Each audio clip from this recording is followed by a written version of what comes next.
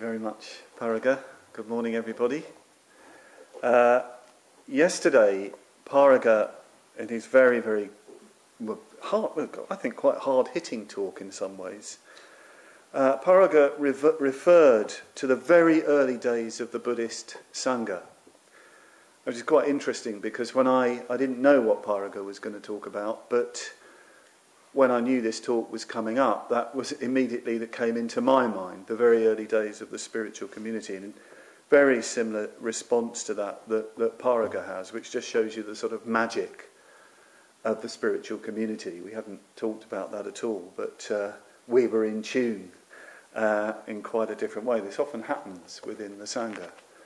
You don't see anybody, see other people, but you find that your thinking and your intuition and your feeling about the Dharma is resonating with people far away. Very interesting. And Paraga communicated something of the energy and vitality, if you like, the electricity of the early spiritual community. Actually, that vitality and energy and electricity went on throughout the whole of the Buddha's life, but it seems particularly strong in the very early days, this tremendous sort of energy and creativity. So why? Why was that? Well, we have to go back to enlightenment itself to get a feel for that, at least try to see into the Buddha's enlightenment using the oldest texts. There are different descriptions that the Buddha gives of his enlightenment, but they all feature, if you like, one essential fact.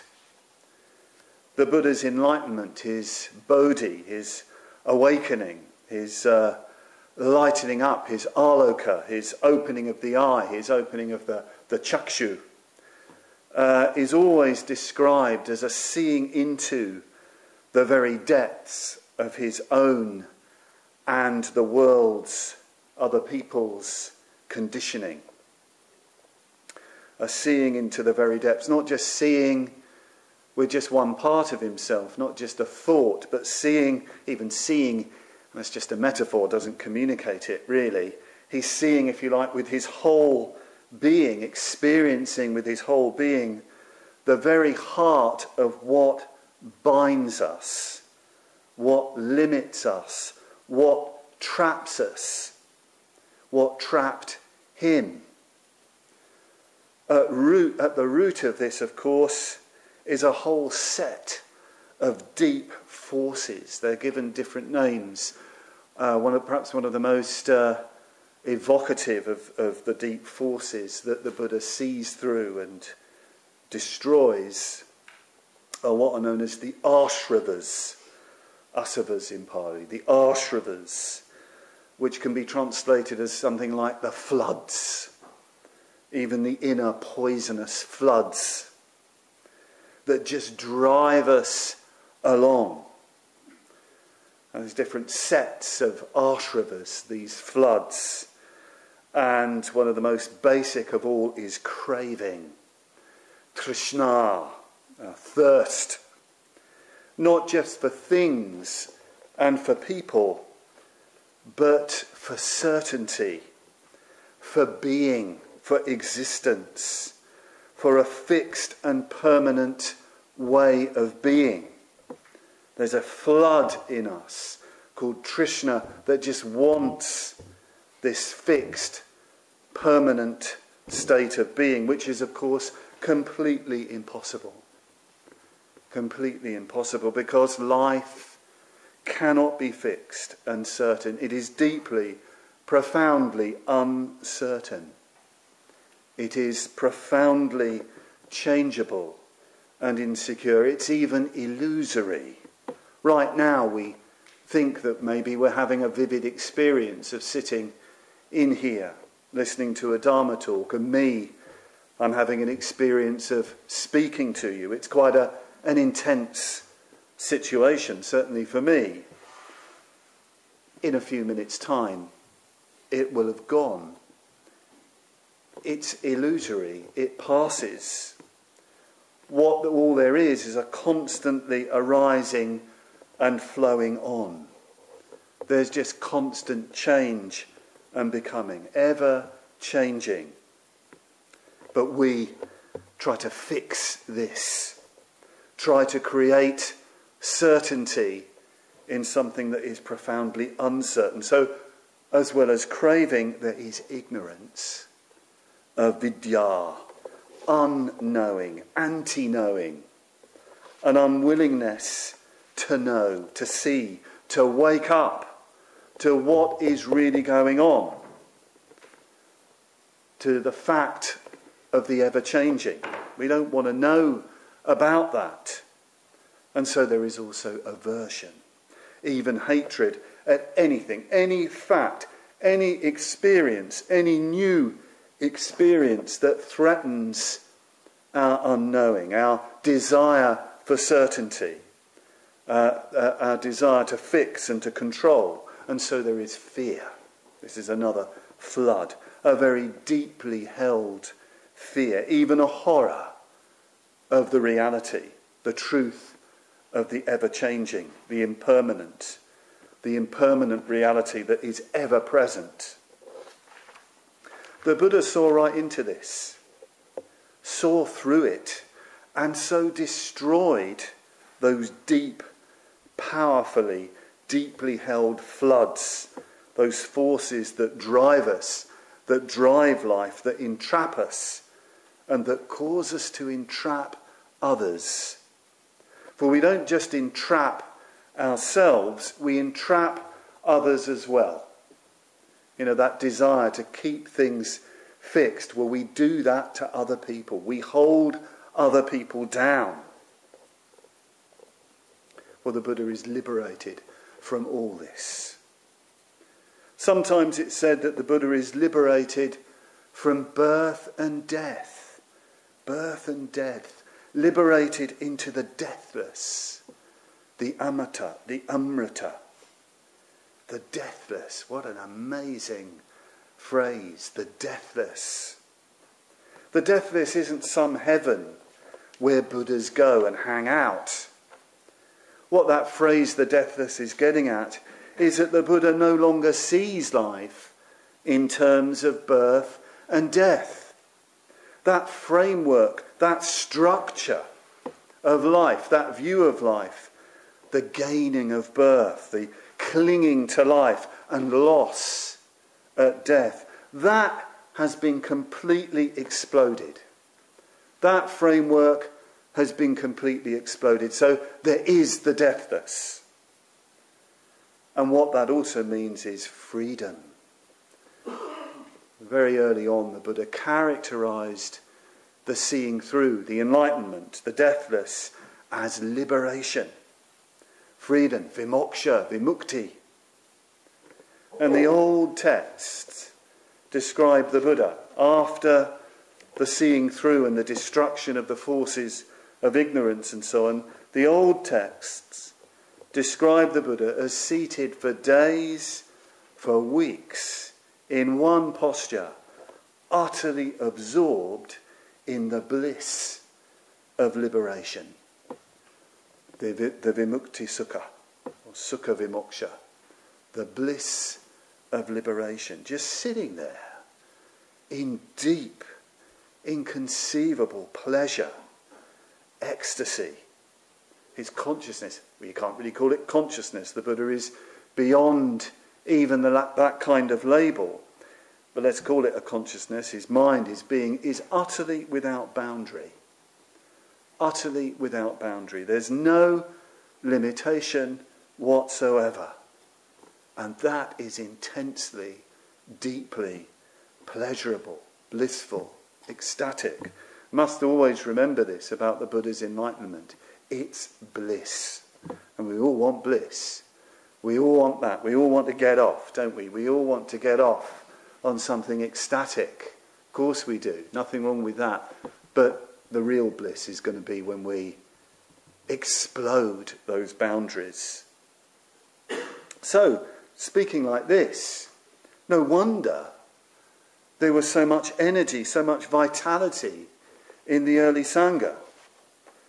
If the teacher, the Buddha, has dissolved, broken, even smashed every last bond, every restriction, well, there's going to be a tremendous release of energy And this language of destruction, by the way, is very, very strong in early Buddhism. There's that famous verse in the Dhammapada where it's said to be, in some traditions, the very first verse, the very first utterance after the Enlightenment. The Buddha talks about breaking the house of conditioned existence, splitting the ridgepole of the house and destroying the creator of the prison.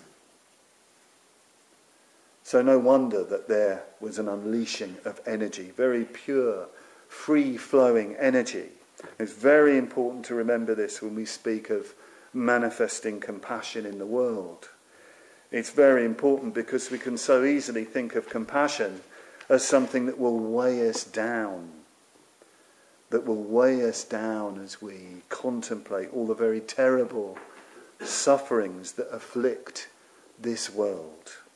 And when you look, there are so very, very many sufferings.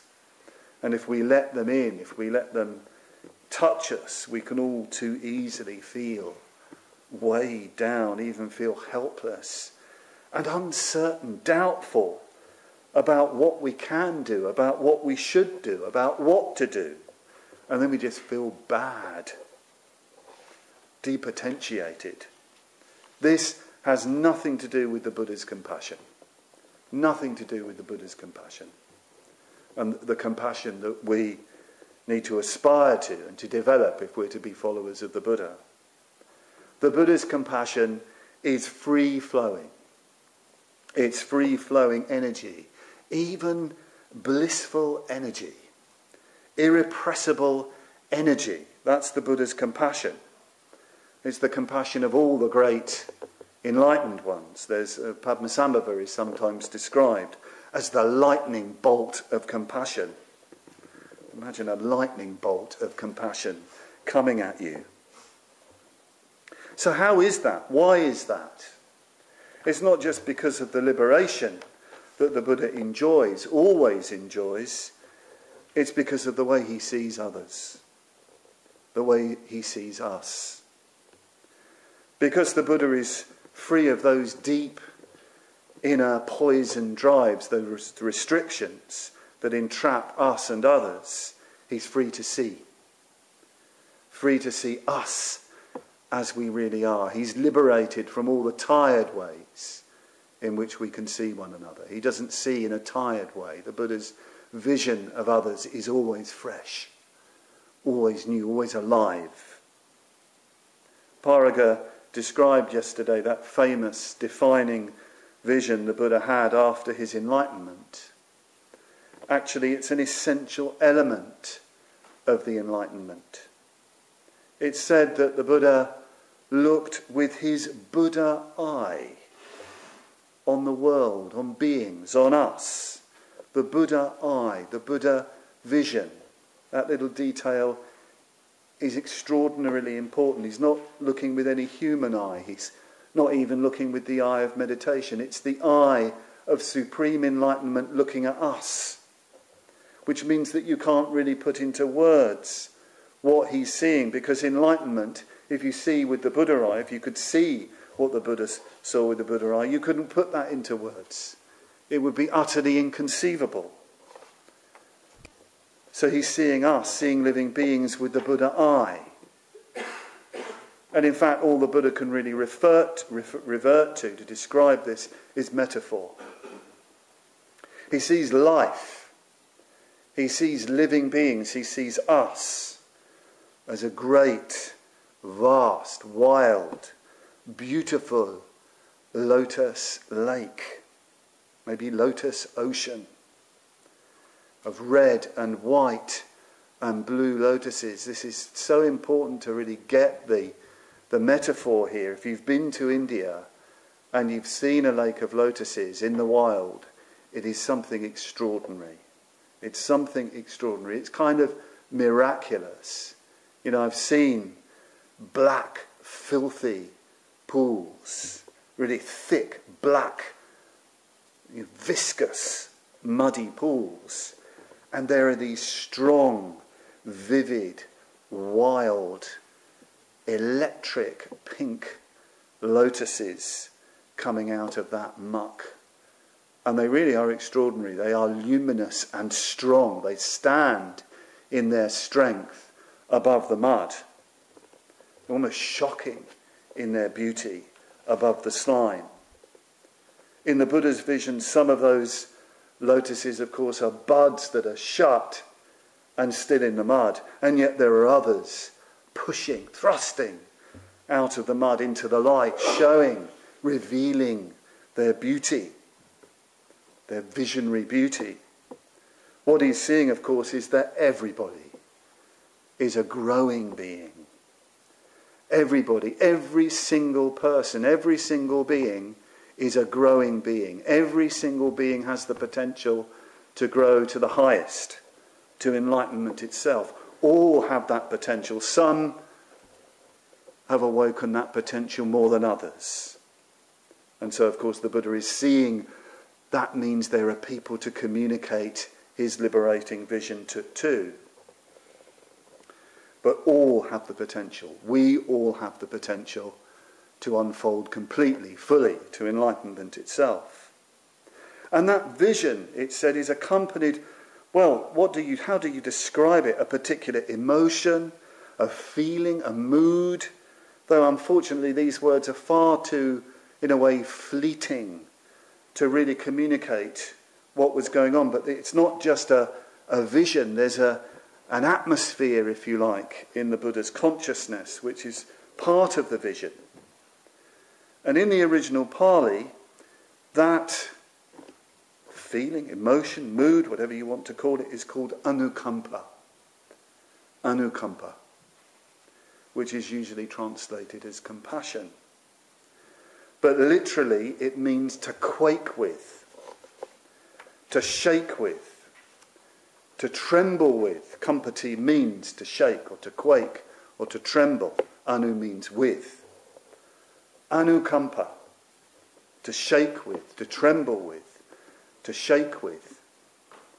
So what's really going on here is that the Buddha's full, complete, actual enlightenment is shaking with, quaking with the potential for enlightenment in all beings. It's in a way he's seeing perhaps himself in all beings. He's seeing enlightenment in all beings, to whatever degree that it's there. Even though people might be very, very far away from it, he is connecting with that. And he trembles with it. He shakes with it. He loves it. So the Buddha's compassion then is not feeling sorrowful at the sufferings of others. The Buddha's compassion is seeing and responding to the strength in others, the energy in others that longs for freedom, for liberation, that longs to push up out of the swamp, the mire of ignorance.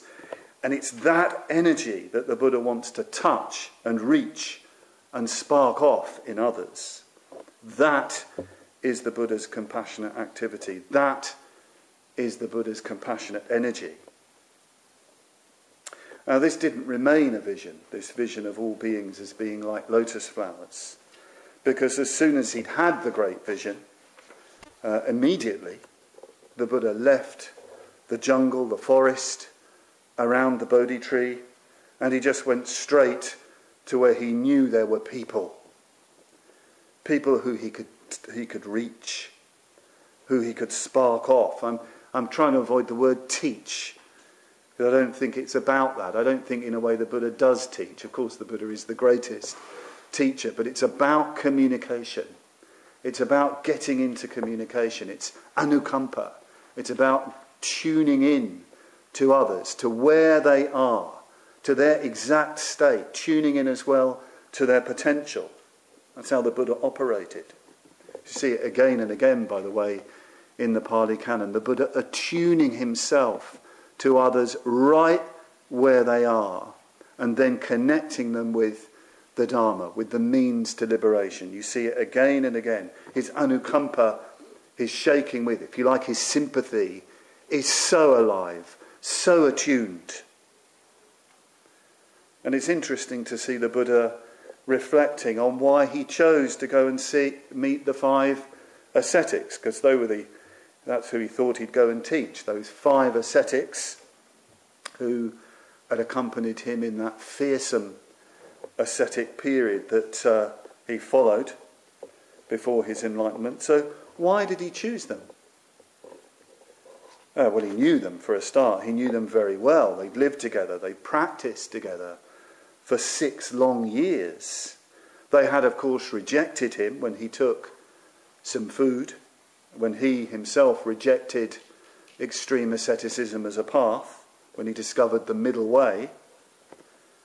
But the Buddha didn't dwell on that. He wasn't interested in the fact that they rejected him. He didn't think, I won't teach them because, they gave me a hard time. He's not interested in that. He reflected, they were very helpful to me. They were very helpful to me. They were friends. They'd been supportive. They'd been generous. They'd supported him in what he was trying to do. So it's interesting the way he kind of notices their potential for enlightenment. It's not some abstract, vague notion of potential. In a way, nothing spiritual is mentioned. He's talking about ordinary human qualities. They helped me. They were kind to me. They were friendly to me. Maybe they will see. Maybe they can see. Because they have ordinary human qualities. So it makes it clear that the potential for enlightenment, liberation from restriction, from suffering, that potential for that liberation, as I said, it's nothing abstract. It's not an idea. It's found in ordinary, basic, quintessentially human qualities. If we have ordinary human qualities like friendliness, kindness, clarity, helpfulness, generosity, we have the potential for enlightenment. And we know that the Buddha was able to communicate to those 5 old friends. They responded. One by one, they became arahants. They themselves became liberated from all bonds, all restriction. We see too the Buddha's free-flowing, compassionate energy in relation to Yasha. Again, Paraga mentioned the Buddha's communication with Yasha, so I want to go back to that. Yasha was the kind of young man who anybody else would think had no spiritual potential whatsoever. I think if we'd met Yasha before he'd met the Buddha, we'd think, what a prat. He was the only son of a very wealthy merchant in Benares. So he was thoroughly spoilt. He lived a life of privilege and pleasure, probably a kind of bling life. A life of parties, of fun, of dalliance, an utterly superficial life. And one night there was a big party in his rooms, in this big house, and there were a troupe of courtesans doing what courtesans do, singing, playing music, dancing, flirting. It all went on long into the night, carousing. And at last they all fell asleep. And then suddenly Yasha was awake in the depths of the night. And there was one single oil lamp flickering. And he had a kind of grotesque vision. He saw all the courtesans, lying in these really ugly shapes sprawled over their musical instruments, sprawled over their cushions, their clothing undone, and they were snoring. One was sort of snoring away. Another one was kind of muttering in her sleep. Another one kind of talking in her sleep. And it just disgusted him. The whole sight, but it's not just that sight, it's his whole life. It's his whole life that he's feeling utter disgust towards. And he just looked around and said, I'm living in a charnel ground. I'm living in a charnel ground. This is horrible. This is terrible. And it was so appalling, and he felt his whole hair standing on end. He was so horrified, really by himself, that he just ran out into the night. And of course we can laugh at Yasha.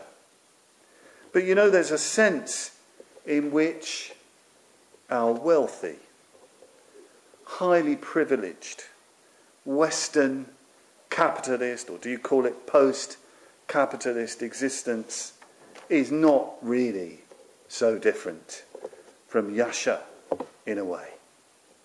Let's just look at it, look at us. Well, we do have money. We might not have as much as we would like, but compared with some parts of the world, we are very wealthy. We do have abundant food. We have good health and wonderfully free health services. We can regulate our diet in all sorts of weird and wonderful ways. We can go on holidays. We can travel. We can have endless entertainment. And we can get the latest toys, the latest iPod, the latest iPad, the latest iPhone. And there are choices, so many choices. We could be so brilliant, couldn't we? We could really be that special one. But there is something so utterly grotesque about all this. We have never had it so good, in a way, and yet we are, and we remain deeply, profoundly dissatisfied. Sometimes people can think that the new toy, the new girlfriend, or the new boyfriend, or that holiday, or that course, or that class will fix it. But it won't, because the fact is, it's all just covering over the actual existential reality. Yasha describes his room, his life, as a charnel ground, a place of death. He sees its utter impermanence and emptiness and realises that he has to do something. And we need to realise it as well. The fact is, whatever we possess, whatever we have, will never address our actual situation. We are born, we live, we die. And the time of our dying is uncertain. So what will we do now with this precious, wonderful thing we call our life? Sometimes people want to know why the Triratna community doesn't do more direct, hands-on social work, helping the homeless, the sick, the hungry, the addicted, and so on. And of course, there are many individuals within our community who are employed in all sorts of social services of various kinds. It's very impressive to see the experiences of many people in those fields and to hear the way they practice the Dharma in those fields, and that's a very wonderful thing. And sometimes people even wonder if compassion, the way it trots off our lips, is just a word for us with actually no reality. But there is another kind of casualty in this world. There aren't just casualties of our society, there are existential casualties. People who suffer because they long for meaning. They suffer because they long to find meaning. They want to live for meaning. There are many more of these people than we realise. And we need to connect with these people. We need to reach them. We need to touch them. Yasha was one of these people. Seeing the scene in his room, he just ran out into the night, into the dark, just repeating that phrase. This is horrible. This is terrible. He didn't know where he was going. He just ran out in an absolute panic. Sometimes it's like that for people. It's like that for people. They're panicking because they know it's awful, but they don't know what to do about it. Somehow, Yasha found himself in parkland, under trees, still crying out, "This is horrible. This is terrible." And suddenly, out of the darkness, a voice said, "This is not horrible. This is not terrible." And Yasha, just hearing those words, immediately became calm. Immediately felt no fear. Immediately was introduced to another state of consciousness. And he walked to where the voice was coming from. And of course he found the Buddha seated there. And they just started talking. There isn't, in a way, a lot said about what they talked about. I sometimes think that amazing line where the Buddha just says, "This is not horrible. This is not terrible." That is the communication. The Buddha is just speaking from his enlightenment, just in that word, "this." He's introducing Yasha directly to the enlightened state, giving him a vision of the enlightened state. But they did have a very deep conversation, a very deep communication.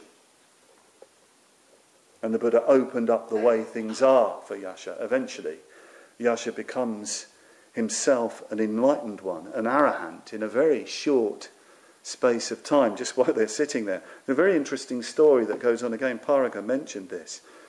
Of course, Mum and Dad, Yasha's mum and dad, suddenly realised he'd disappeared and went searching for him. You can imagine, Yasha's mum saying, "Go on, go out and get him. Go and find him," to her husband. It does seem a bit like that in the text, whereas the old dad, Anyway, how these things go. And it's interesting, the Buddha notices that Yasha's father is coming, but he also knows that if Yasha's father comes too soon, Yasha's spiritual growth will be interrupted. And he creates a kind of protective space around Yasha so that he disappears. That's another way the Buddha's compassion works. He creates environments, atmospheres, supportive atmospheres in which people can practice. That's what the Sangha does. This is a kind of space, if you like. A retreat centre is a space, a protective space where you can grow.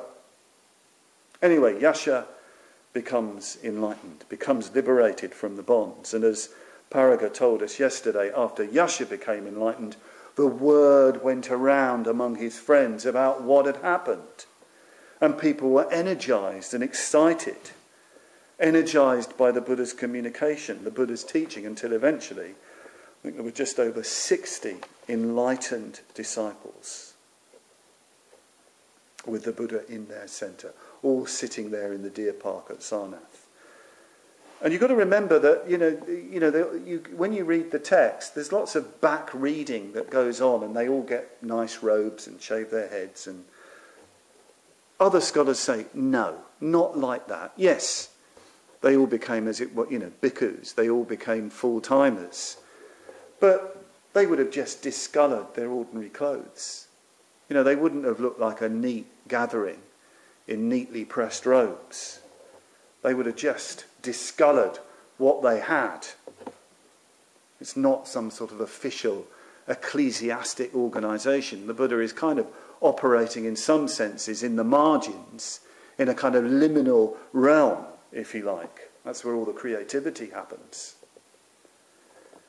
But the Buddha brought those disciples together and he told them, "I am liberated from all bonds, all fetters, whether human or divine. You are liberated from all fetters, whether human or divine. Go forth for the welfare and the happiness of the people, the many people. Teach the Dhamma that is good at the beginning, good in the middle, and good at the end. That phrase, for the welfare and the happiness of the people, the many people, Bahujan Hitai, Bahujan Sukhai. Bahujan Hitai, Bahujan Sukhai. Hitai, welfare, Sukhai, happiness. And this word Bahujan is very interesting, very hard to really get the feeling for this word. It's translated as the people or the many folk, but it's actually a very pointed term. It's almost a socio-political term. It's in contrast to caste. Indian society even then was stratified by caste. The Buddha doesn't say, go to your caste, go to the castes to communicate the Dharma, go to the people. Bahujan is a term which is summoning up the whole of the people. Even now in modern India, there are political parties who call themselves the Bahujan. And it's definitely a statement against caste and graded inequality. So this is as much a social and political statement as it is a spiritual statement. Go out to anybody and teach the Dharma. Don't look at them in terms of their social group, high, low, whatever. See their potential and communicate the Dharma to them. Now, I hope that what you're getting from this is the nature of the Buddha's compassion. The Buddha's compassion is compassion for the deepest sufferings in others, their existential sufferings. And what the Buddha does is rouse people. He wakes them up to their situation. And he gives them the tools to do something about it, the tools for liberation. Not that the Buddha ignored other kinds of suffering. Not that he was callous or indifferent to very obvious physical suffering. There's the very famous story of the monk who is terribly sick with dysentery and who's fallen in his own filth. A very serious disease, dysentery. And the monks had just left him because they said he was useless to them now. And when the Buddha saw this, he and Ananda, washed the monk, gave him water, comforted him, made him comfortable on his bed. And the Buddha made it very clear to the other monks that it was a serious fault to neglect such suffering in their community. That even his language is so strong. Monks, you have no father, no mother to look after you. If you do not look after one another, who, I ask, will look after you? So, of course, the Buddha responded immediately to such situations as this, as we must do. But the Buddha wants us to get hold of the Dharma, to see the Dharma and follow the Dharma for liberation, because the Buddha knows that in the end all suffering is at root an existential, a spiritual issue, a spiritual problem.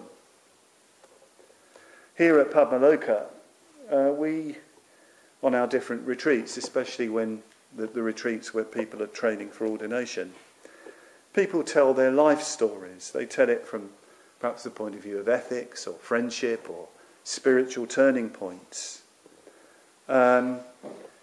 They describe how they came to the Dharma. And I've just been on a retreat, actually, an order retreat, the Kalyana Mitra retreat, where order members are training to become Kalyana Mitras, spiritual friends.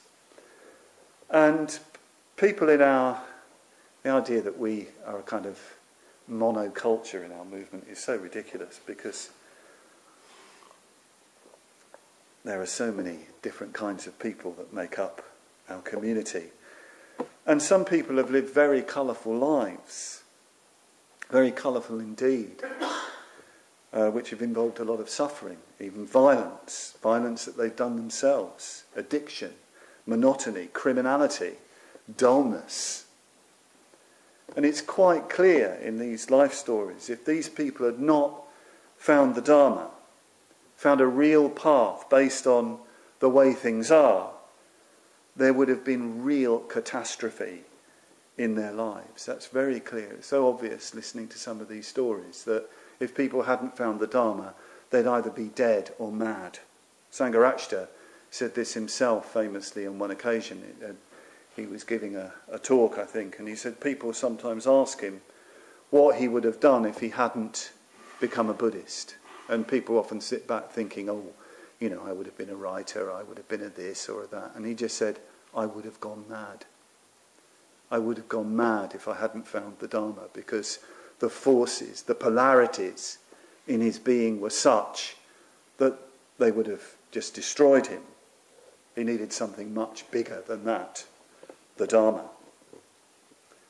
In the Pali texts, you get this phrase where it says, people are perishing because they do not hear the Dharma. People are perishing. People are wasting because they're not hearing the Dharma. Very strong language.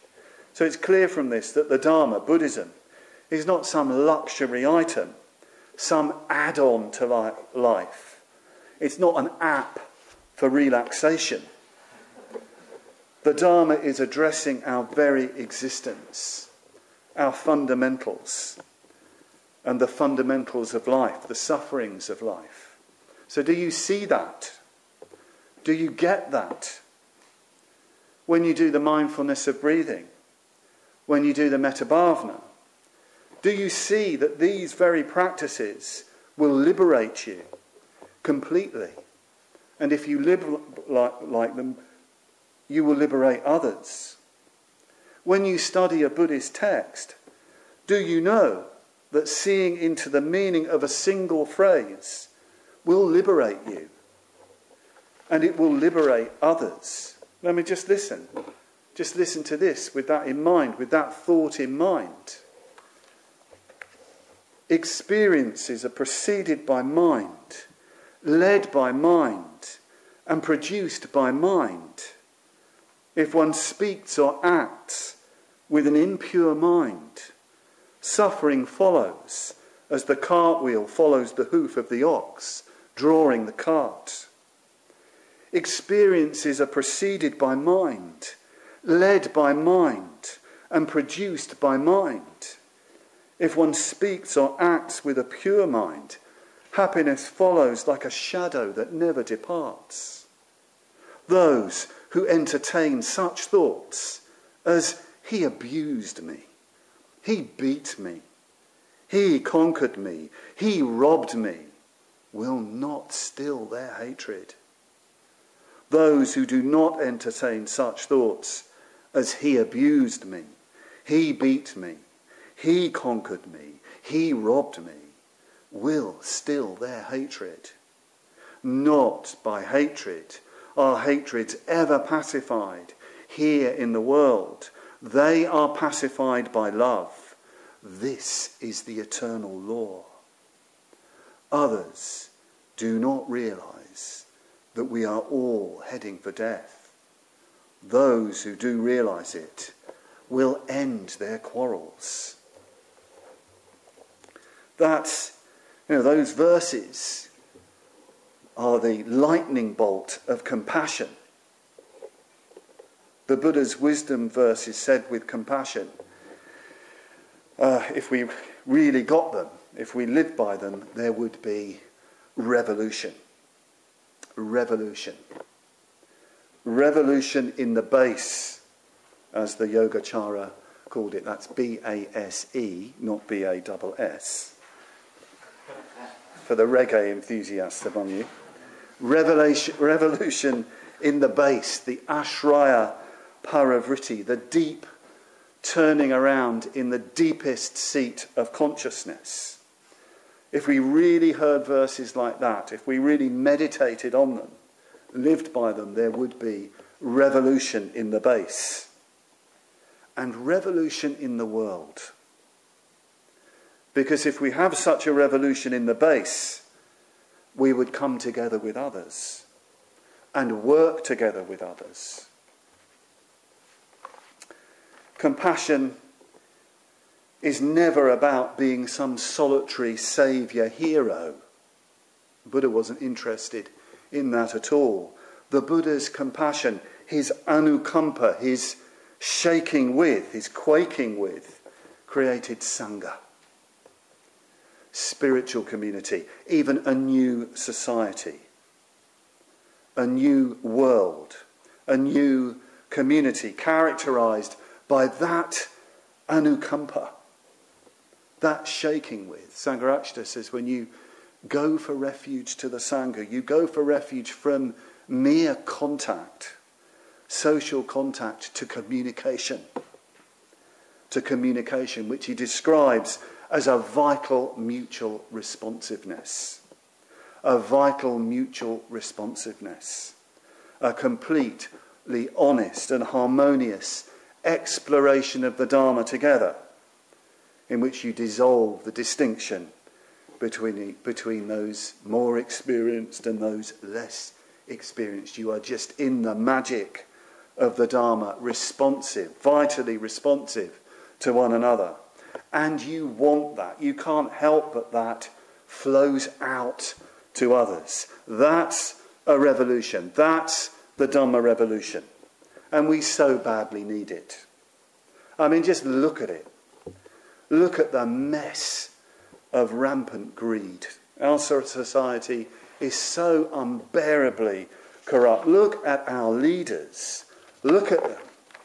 People with responsibility for this country. Look at those professional politicians playing populist card after populist card, whilst the people seem to sink down under the weight of their toys and entertainments into inertia.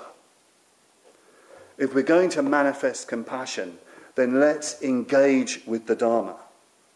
Engage with one another. What people need is people working together in the Dharma. And let's take the Dharma out in as many ways that we can imagine.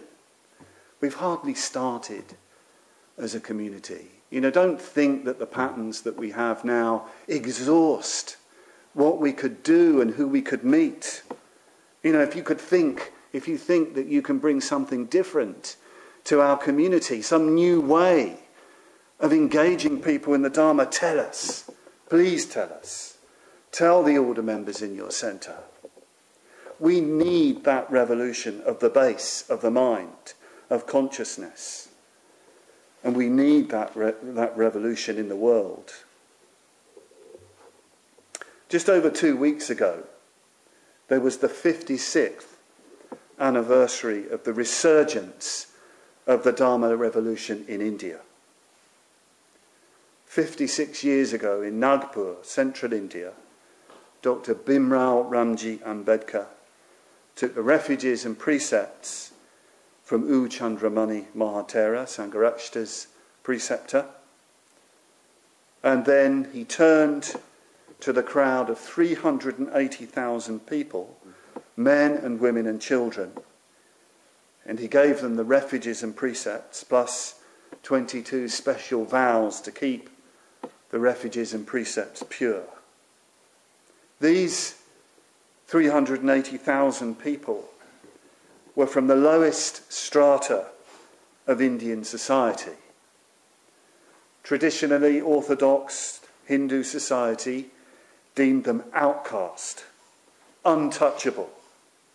Their touch, even sometimes their very sight, would pollute, ritually pollute, religiously pollute. They were only able to do menial work. They were doomed to a life of poverty and ignorance and utter hopelessness. Dr. Ambedkar, Baba Saheb as his followers called him, even Bodhisattva Dr. Baba Saheb, came from that community. It's an incredible life, his life of sheer effort and toil to raise himself out of the mud, to get an education. And he worked tirelessly very early on when he was a young lad. He started to work for the uplift of that community, his community, which is about a third of the population of India, the Dalits as they're now known. Dr. Ambedkar worked in trades unionism, education, politics. He became the first law minister of the government of independent India. He framed the Indian constitution, which of course outlaws untouchability, but Dr. Ambedkar knew very well that though you might outlaw it, it doesn't mean that it doesn't still go on. It still goes on. Very early on in his career, Dr. Ambedkar, Baba Saheb, recognised that if there was to be real change for his people, and real change in India, and non-violent change, if there was to be the annihilation of caste and the annihilation of untouchability, there had to be deep, lasting change. And that meant there had to be mental change, consciousness change, religious change. There needed to be a revolution in the base, a Dharma revolution. And that led him to the Dharma. It led him to the Buddha. Very early on in his life, the Buddha, Dr. Ambedkar regarded the Buddha as one of his teachers, because the Buddha was the supreme example of a man, not a god, a man of wisdom and compassion, a man who had liberated himself, moreover a man who was anti-caste, who attacked the caste system, who attacked inequality, who had a social critique, who was profoundly non-superstitious, non-theistic, and who had a vision of the necessity of individual human effort, individual responsibility, individual growth and change. So that's why Dr. Ambedkar went for refuge to the Buddha. He realised that only if people changed their minds, their hearts, their consciousness, would there be lasting revolution.